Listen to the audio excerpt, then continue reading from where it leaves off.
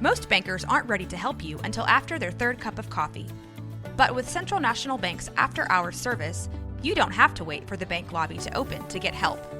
You can contact us from 6 to 8:30 in the morning or from 5 to 10 in the evening, and we'll connect you to a real, live, local person who can answer questions and fix problems 7 days a week. Bank different. Bank Central. Central National Bank. Member FDIC.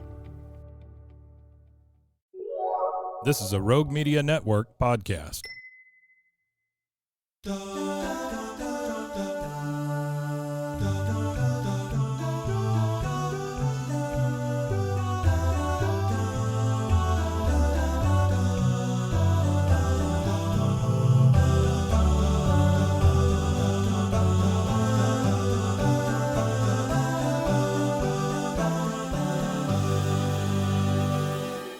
Chapter 1. The Flight to Nowhere. Jennifer Love Hewitt sat in her seat aboard the UN airplane, her heart still pounding from the adrenaline of their narrow escape from Tashkent. Beside her, Party Donkey fidgeted nervously, his eyes darting around the dimly lit cabin as if searching for signs of danger. "We made it," Party Donkey whispered, his voice filled with disbelief. "I can't believe we actually made it." Jennifer nodded in agreement, a sense of relief washing over her as she sank back into her seat. For a moment, it seemed as though they were finally safe, finally out of harm's way. But little did they know, their journey was far from over. As the airplane soared through the night sky, Jennifer couldn't shake the feeling of unease that gnawed at her insides. Something didn't feel right, as if they were being watched, monitored from afar by unseen forces. And then, just as Jennifer was beginning to relax, the airplane began to descend, its engines roaring as it prepared to land. Jennifer's heart skipped a beat at the sudden change in direction, her mind racing with fear and uncertainty. "Where are we going?" Jennifer asked, her voice tinged with concern. Party Donkey shrugged, his eyes wide with panic. "I don't know," he admitted, "but something tells me it's not going to be good." Chapter 2. A Twist of Fate. As the airplane touched down on the icy tarmac of an unknown airstrip, Jennifer and Party Donkey exchanged worried glances, their hearts pounding in their chests as they braced themselves for whatever lay ahead.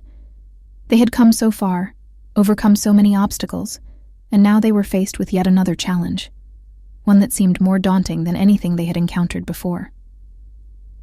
As the cabin doors swung open, Jennifer and Party Donkey stepped out onto the frozen ground, their breath forming frosty clouds in the frigid air. Before them stood a solitary figure, his face obscured by a hooded cloak. "No, sir," Jennifer said, her voice trembling with uncertainty. "What's going on? Where are we?" Nosir remained silent, his eyes hidden behind the dark fabric of his hood. But there was something in his demeanor, a sense of urgency and determination that sent a chill down Jennifer's spine. "We don't have time to explain," Nosir said finally, his voice low and urgent. "Follow me, and whatever you do, don't look back."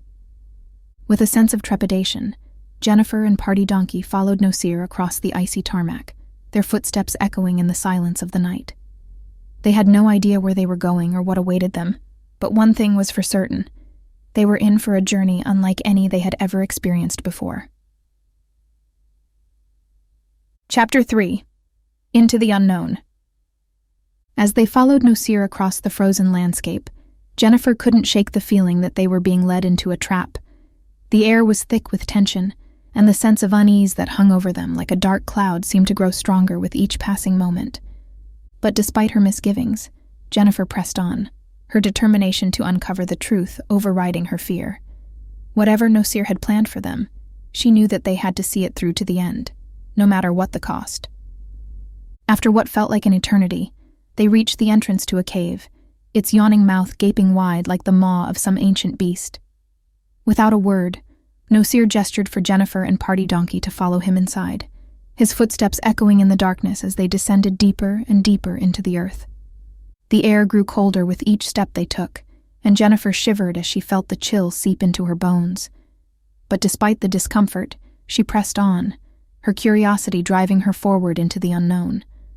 Finally, they reached the bottom of the staircase, where a massive steel door stood sentinel against the darkness.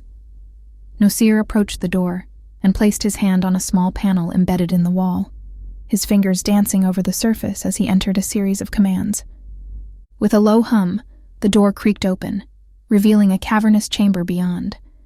Jennifer's heart skipped a beat at the sight, her mind reeling with disbelief at the sheer magnitude of what lay before them. Chapter 4. The Entertainment Cabal. As Jennifer, Party Donkey, and Nosir stepped into the cavernous chamber, they were met with a sight that took their breath away. Stretching out before them was a long table, much like the one the celebrity judges sat at for America's Got Talent, Jennifer thought. But instead of judges, hooded figures sat in each seat, their faces obscured by the shadows of their hoods.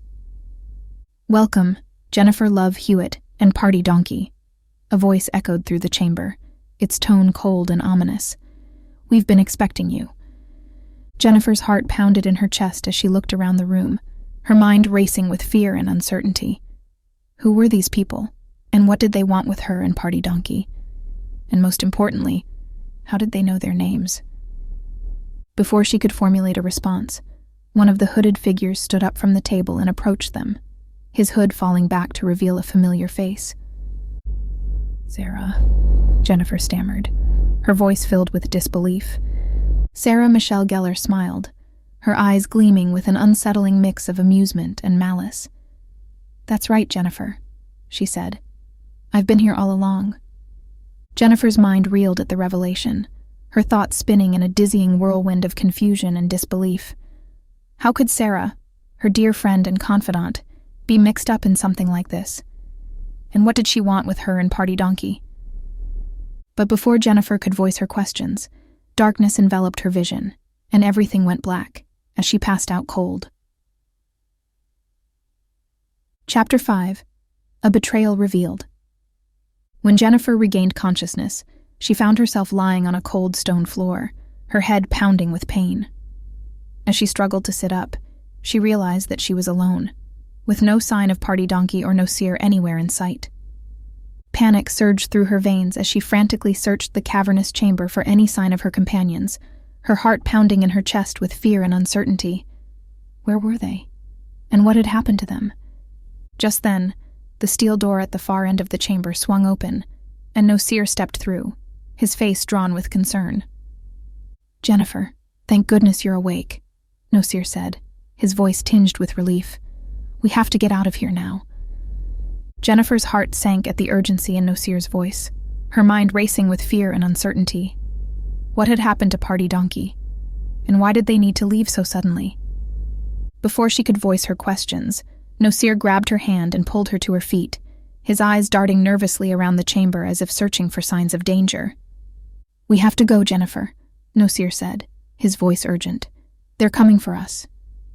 With a sinking feeling in the pit of her stomach, Jennifer followed Nosir out of the chamber and into the darkness beyond, her mind reeling with fear and uncertainty. Little did she know, the true betrayal had only just begun. As they made their way through the winding tunnels of the underground complex, Jennifer couldn't shake the feeling of unease that gnawed at her insides. Something wasn't right, and she couldn't shake the feeling that they were being led into a trap.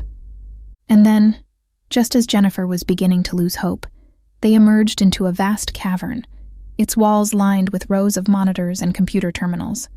At the center of the room stood a solitary figure, his face obscured by the shadows of his hood. "Welcome, Jennifer Love Hewitt," the figure said, his voice echoing through the chamber. Jennifer's blood ran cold at the sound of the voice, her mind racing with fear and uncertainty. Who was this mysterious figure, and what did he want with her? Before she could voice her questions, the figure stepped forward into the light, his hood falling back to reveal a familiar face. It was Party Donkey. Jennifer's heart stopped at the sight, her mind reeling with shock and disbelief. How could Party Donkey be mixed up in something like this? And what did he want with her? But before she could voice her questions, Party Donkey spoke, his voice cold and distant. "I'm sorry, Jennifer," he said, his eyes filled with remorse. "But I had no choice. They made me do it." Jennifer's mind reeled at the betrayal, her thoughts spinning in a dizzying whirlwind of confusion and disbelief. How could Party Donkey, her dear friend and confidant, Betray her like this. And what did he mean? They made me do it. But before she could make sense of it all, darkness enveloped her vision, and everything went black as she passed out cold. To be continued.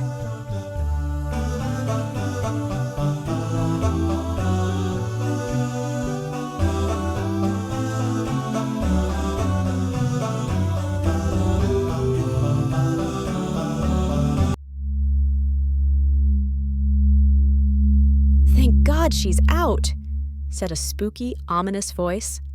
They loaded Jennifer on Party Donkey's back, and the group of monk-like figures, and a donkey with the star of "I Know What You Did Last Summer" slumped over his back, began the long walk down the chamber hall to the infirmary.